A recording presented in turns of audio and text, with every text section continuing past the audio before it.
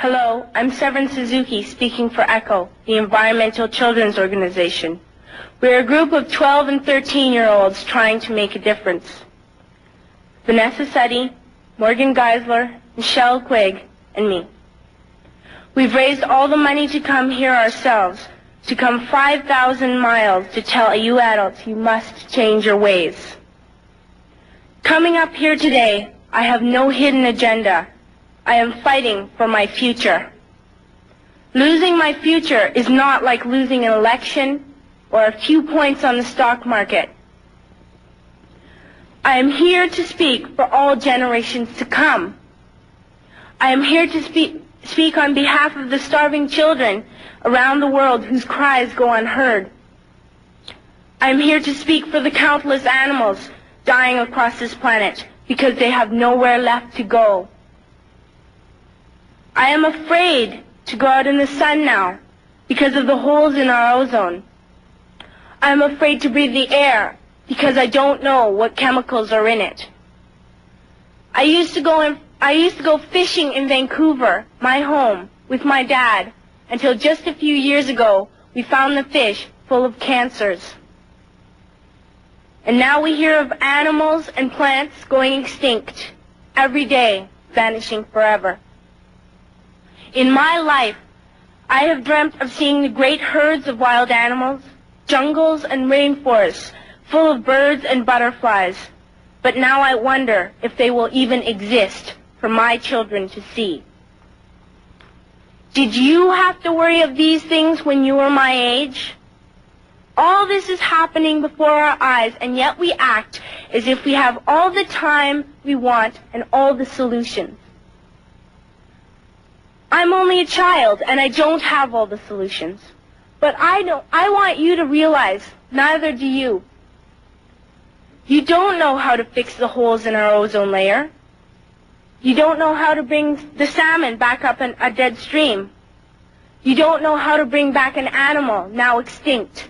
And you can't bring back the forest that once grew where there is now a desert.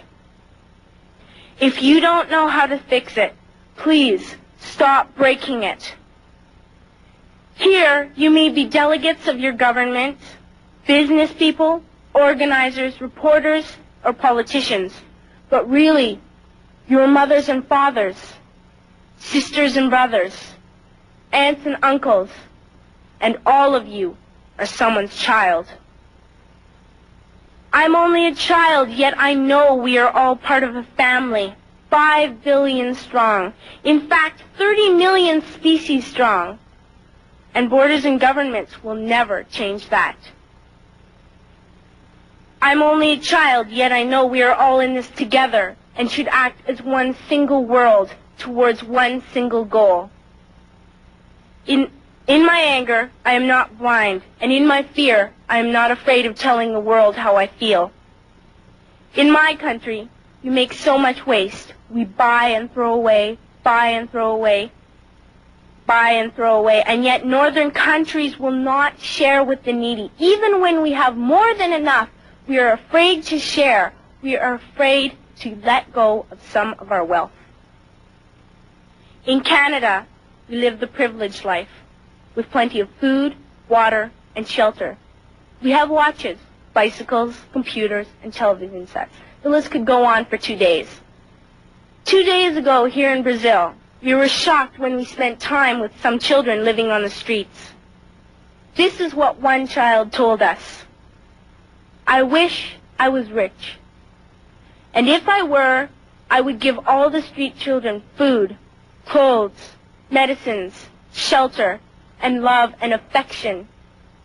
If a child on the streets who has nothing is willing to share, why are we who have everything still so greedy? I can't stop thinking that these are children my own age, that it makes a tremendous difference where you are born. That I could be one of those children living in the favelas of Rio. I could be a child starving in Somalia, or a victim of war in the Middle East, or a beggar in India. I am only a child, yet I know if all the money spent on war was spent on finding environmental answers, ending poverty, and finding treaties, what a wonderful place this earth would be. At school, even in kindergarten, you teach us how to behave in the world.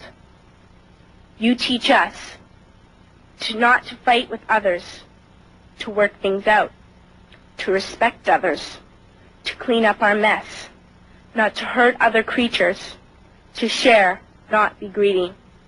Then why do you go out and do the things you tell us not to do? Do not forget why you are attending these conferences, who you're doing this for. We are your own children.